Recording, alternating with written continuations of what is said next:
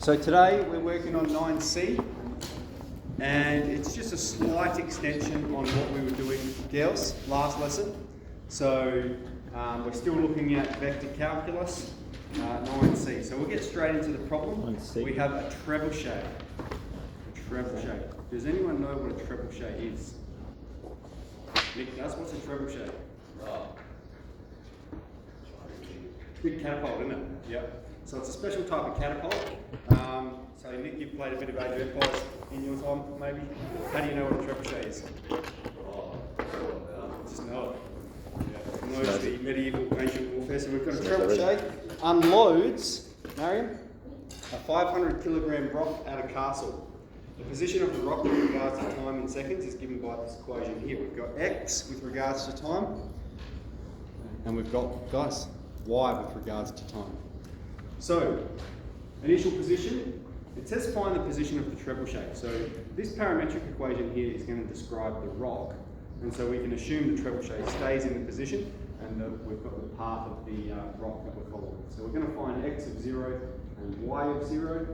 So when we put 0 into the x equation, we're going to get minus 5, and when we put 0 into the y equation, we'll get positive 10, which means the position of the trebuchet is minus 5, 10. Okay, part B says find the initial velocity vector and speed of the rock. Okay, so the velocity vector, right, is going to be x dash of t and y dash of t for any value of time. And then we want to know what is it initially. All right, so in our circumstance, v dash, x dash is going to be 10, and y dash is going to be 15, take away 9.8 t. So that's the velocity vector, and we're interested in what is the velocity vector when time is 0, at the initial position. So when time is 0, we're going to have the velocity vector is 10 and then 15. So that's the first part, that's the velocity vector. It means there's a horizontal component of 10 and a vertical component of 15. Now the second part of that says, and speed. Find the speed. Well, we know speed is the modulus of velocity. So the speed is going to be the square root of the horizontal component plus the vertical component. All right, and let's answer some of these things in units. So we've got the position of the rock, time in seconds, so distance in meters, we'll assume. So speed is in meters per second.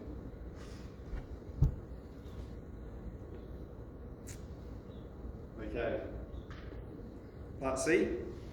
The rock hits the castle wall when time is 3.4 seconds. Determine the location of the castle wall. So that means we're going to find what is x of 3.4 and what is y of 3.4. So x, we're going to have 10 times 3.4. Alright, 10x take 5. So what will that be? 34 take 5, 29. And y is going to be a little bit more complex. We have 15 times 3.4. Take 4.9 times 3.4 squared. And then plus 10. So we'll have to evaluate that. 4.356. Thank you. 4.35.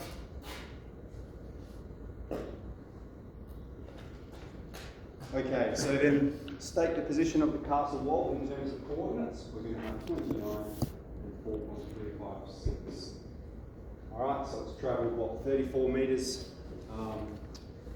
horizontally, and then we're not sure of how far it's travelled up yet, but it's followed this sort of curved trajectory, right? Okay, part D.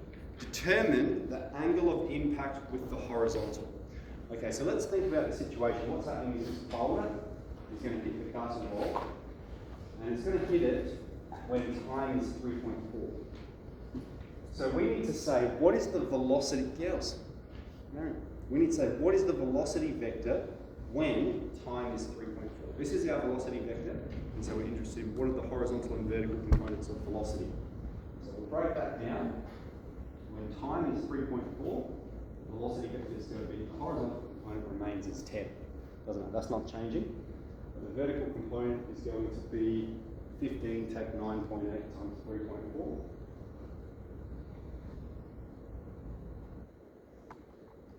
Alright. He's crunching that one for me.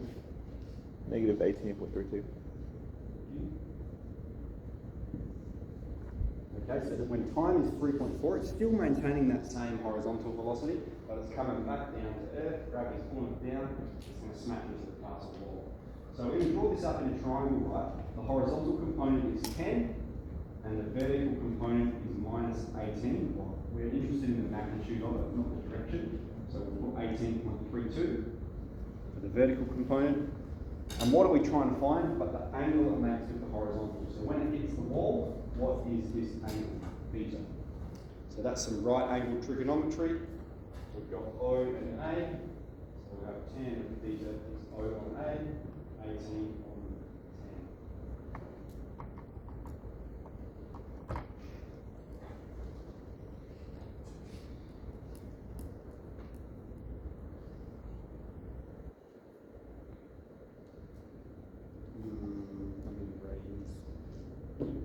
61.43.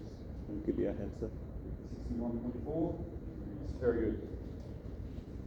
Okay, so that's part D, and then part E, determine the maximum height of the rock.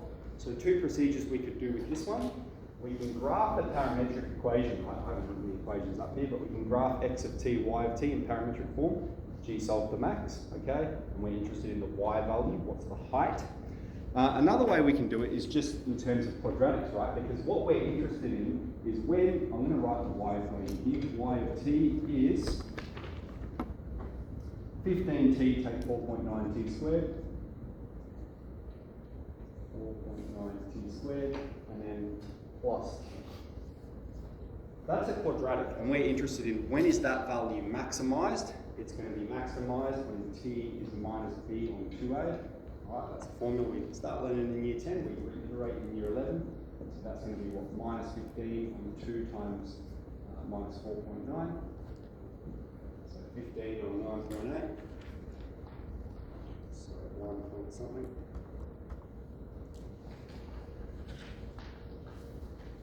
.53. And then we're interested in saying, what is the y value when time is 1.53? So if we get a y of 1.53, that's going to give us the height.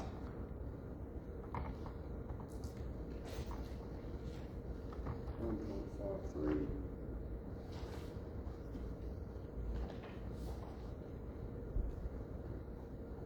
I've got 21.47. 479, so it should be 24. All right, so if you're doing physics, you'll find this reasonably straightforward. Yeah, just horizontal, vertical components, velocity vectors, a little bit of calculus involved, differentiation, bringing all that together. So that's the plan for the lesson, 9C.